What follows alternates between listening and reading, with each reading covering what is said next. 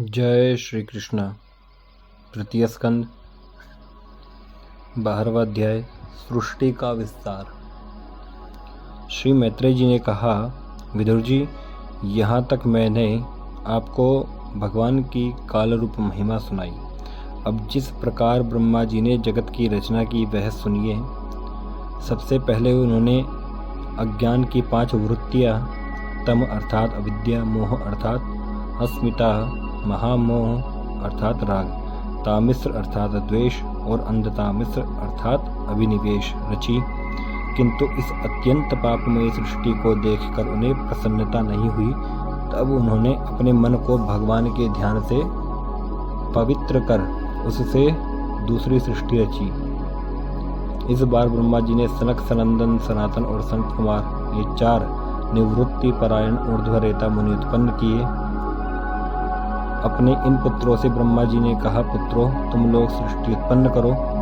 किंतु वे जन्म से ही मोक्ष मार्ग का अनुसरण करने वाले और भगवान के ध्यान में तत्पर थे, इसलिए उन्होंने ऐसा करना नहीं चाहा।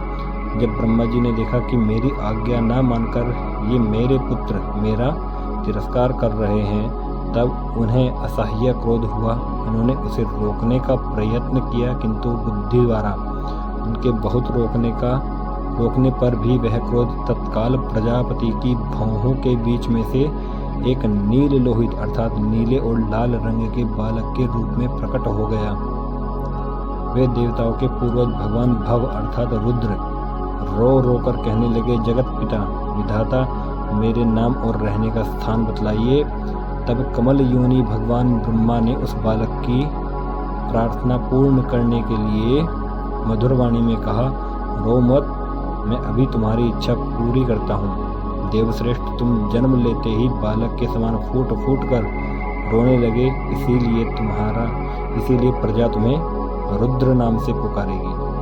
तुम्हारे रहने के लिए मैंने पहले से ही हृदय, इंद्रिय, प्राण, आकाश, वायु, अग्नि, जल, पृथ्वी, सूर्य, चंद्रमा और तप ये 4 स्थान रच दिए हैं। तुम्हारे नाम मन्यु, मनु, मणि, महिनस, महान, शिव, ऋतध्वज, उग्ररेता, भव, काल, वामदेव और धृतव्रत होंगे तथा धी, वृत्ति, उष्णा, उमा, नियुत, सर्पी, इला, अंबिका, ईरावती, सुधा और दीक्षा ये 11 रुद्राणियाँ तुम्हारी पत्नियाँ होंगी। तुम उपर्युक्त नाम, स्थान और स्त्रियों को स्वीकार करो और इनके द्वारा बहुत सी प्रजा उत्पन्न करो, क्योंकि तुम प्रजापति हो। लोकपिता ब्रह्मा जी से ऐसी आज्ञा पाकर भगवान नीललोहित बल, आकार और स्वभाव में अपने ही जैसी प्रजा उत्पन्न करने लगे। भगवान रुद्र के द्वारा उत्पन्न हुए उन रुद्रों को असंख्य यूथ बनाकर सारे संसार को भक्षण करते देख ब्रह्मा जी को बड़ी शंका हुई। तब उन्होंने रुद्र से कहा, सुरश्रेष्ठ, तुम्हारी प्रजा तो अपनी भयंकर दृष्टि से मुझे और सारी दिशाओं को भस्म किए डालती है। अतः ऐसी सृष्टि और न रचो, तुम्हारा कल्याण हो। अब तुम समस्त प्राणियों को सुख देने के लिए तप करो, फिर उस तप के प्रभाव से ही तुम पूर्ववत इस संसार की रचना करना। पुरुष तप के द्वारा ही इंद्रियातीत सर्वांतर्यामी ज्योतिष स्वरूप श्री हरि को सुगमता से प्राप्त कर सकता है। श्री मैत्रेय जी कहते हैं, जब ब्रह्मा जी ने ऐसी आज्ञा दी, तब रुद्र ने बहुत अच्छा कहकर उसे शिरोधार्य किया और फिर उनकी अनुमति लेकर तथा उनकी परिक्रमा करके वे तपस्या करने के लिए वन को चले गए। इसके पश्चात जब भगवान की शक्ति से संपन्न ब्रह्मा जी ने सृष्टि के लिए संकल्प किया, तब उनके 10 पुत्र और उत्पन्न हुए। उनसे लोक की बहुत वृद्धि हुई। उनका नाम मरीचि, अत्रि, अंगिरा, पुलस्त्य, पुलह, ऋतु, भृगु, वशिष्ठ, दक्ष और 10वें नारद थे। इनमें नारद जी प्रजापति ब्रह्मा जी की गोद से, दक्ष अंगूठे से, वशिष्ठ प्राण से, भृगु त्वचा से, क्रतु हाथ से, पुलह नाभि से पुलस्त्य ऋषि कानों से, अंगिरा मुख से, अत्रि नेत्रों से और मरीचि मन से उत्पन्न हुए। फिर उनके दाएं स्तन से धर्म उत्पन्न हुआ, जिसकी पत्नी मूर्ति से स्वयं नारायण अवतीर्ण हुए, तथा उनकी पीठ से अधर्म का जन्म हुआ और उससे संसार को भयभीत करने वाला मृत्यु उत्पन्न हुआ। इसी प्रकार ब्रह्मा जी के हृदय से काम, भौहों से क्रोध, नीचे के होठ से लोभ, मुख से वाणी की अधिष्ठात्री देवी सरस्वती, लिंग से समुद्र, गुदा से पाप का निवास स्थान अर्थात राक्षसों का अधिपति निरृति, छाया से देवहूति के पति भगवान कर्दम जी उत्पन्न हुए। इस तरह यह सारा जगत कर्ता ब्रह्मा जी के शरीर और मन से उत्पन्न हुआ। विदुर जी भगवान ब्रह्मा की कन्या सरस्वती बड़ी ही सुकुमारी और मनोहर थी। हमने सुना है एक बार उसे देखकर ब्रह्मा जी काम मोहित हो गए थे, यद्यपि वह स्वयं वासनाहीन थी। उन्हें ऐसा अधर्ममय संकल्प करते देख उनके पुत्र मरीचि आदि ऋषियों ने उन्हें विश्वासपूर्वक समझाया, पिताजी आप समर्थ हैं, फिर भी अपने मन में उत्पन्न हुए काम के वेग को ना रोककर पुत्री गमन जैसा दुस्तर पाप करने का संकल्प कर रहे हैं। ऐसा तो आपसे पूर्ववर्ती किसी भी ब्रह्मा ने नहीं किया और न आगे ही कोई करेगा।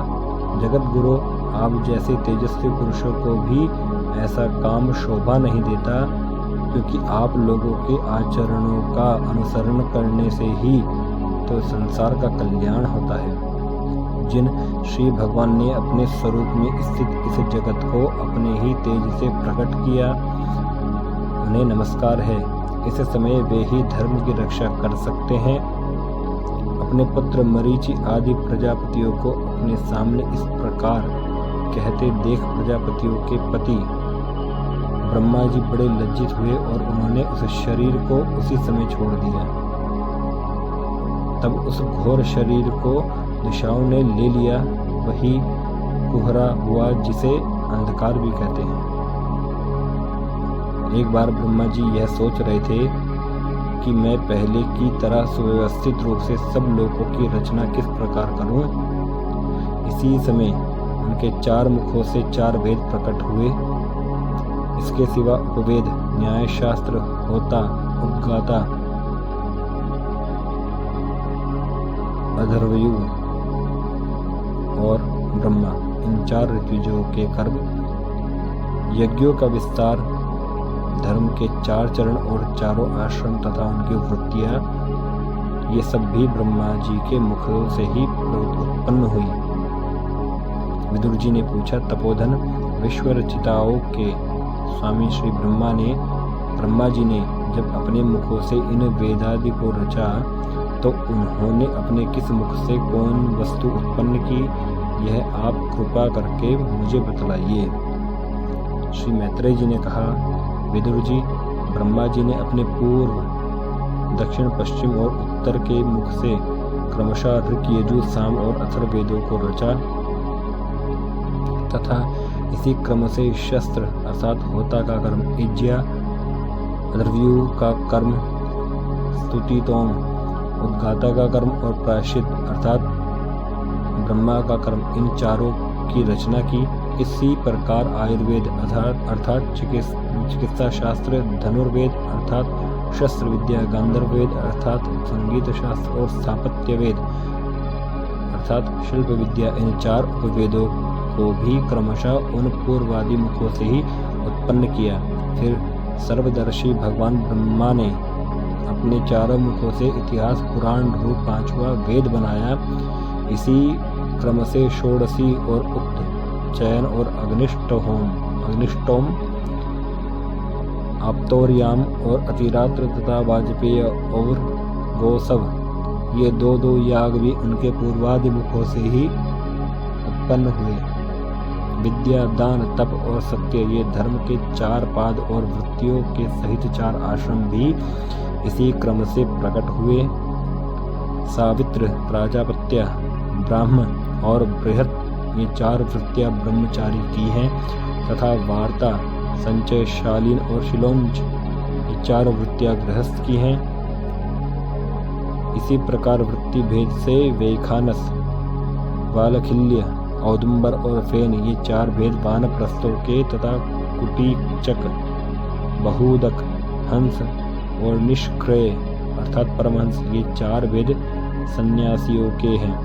इसी क्रम से आन्वेक्षिकी, त्रयी, वार्ता और दंड नीति ये 4 विद्याएं तथा 4 व्याहृतियां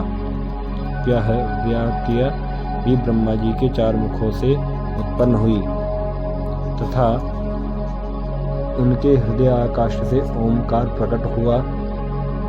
उनके रोमों से उष्णिक, त्वचा से गायत्री, मांस से त्रिष्टुप, स्नायु से अनुष्टुप, अस्थियों से जगति, मज्जा से पंक्ति और प्राणों से बृहति छंद उत्पन्न हुआ। ऐसे ही उनका जीव स्पर्श वर्ण अर्थात कवर्गादि पंचवर्ग और देह स्वरवर्ण अर्थात अकारादि कहलाया। उनकी इंद्रियों को ऊष्म वर्ण अर्थात श, श, स, ह और बल को अंतःस्थ य, र, ल, व कहते हैं तथा उनकी क्रीड़ा से निषाद, ऋषभ, गांधार, षडज, मध्यम, धैवत और पंचम ये 7 स्वर हुए। ये तात ब्रह्मा जी शब्द ब्रह्मस्वरूप हैं। वे वैखरी रूप से व्यक्त और ओंकार रूप से अव्यक्त हैं तथा उनसे परे जो सर्वत्र परिपूर्ण पर ब्रह्म है वही अनेकों प्रकार की शक्तियों से विकसित होकर इंद्रादि रूपों में भास रहा है। विदुर जी, ब्रह्मा जी ने पहला कामासक्त शरीर जिससे कुहरा बना था छोड़ने के बाद दूसरा शरीर धारण करके विश्व विस्तार का विचार किया। वे देख चुके थे कि मरीचि आदि महान शक्तिशाली ऋषियों से भी सृष्टि का विस्तार अधिक नहीं हुआ। अतः वे मन ही मन पुनः चिंता करने लगे, अहो बड़ा आश्चर्य है, मेरे निरंतर प्रयत्न करने पर भी प्रजा की वृद्धि नहीं हो रही है। मालूम होता है इसमें देव ही कुछ विघ्न डाल रहा है। जिस समय यथोचित क्रिया करने वाले श्री ब्रह्मा जी इस प्रकार देव के विषय में विचार कर रहे थे, उसी समय अकस्मात उनके शरीर के 2 भाग हो गए। क ब्रह्मा जी का नाम है, उन्हीं से विभक्त होने के कारण शरीर को काय कहते हैं। उन दोनों विभागों से एक स्त्री पुरुष का जोड़ा प्रकट हुआ। उनमें जो पुरुष था वह सार्वभौम सम्राट स्वयंभू मनु हुए और जो स्त्री थी वह उनकी महारानी शतरूपा हुई। तब से मिथुन धर्म अर्थात स्त्री पुरुष संभोग से प्रजा की वृद्धि होने लगी। महाराज स्वयंभुव मनु ने शतरूपा से 5 संतानें उत्पन्न की। साधु शिरोमणि विदुर जी, उनमें प्रियव्रत और उत्तानपाद 2 पुत्र थे।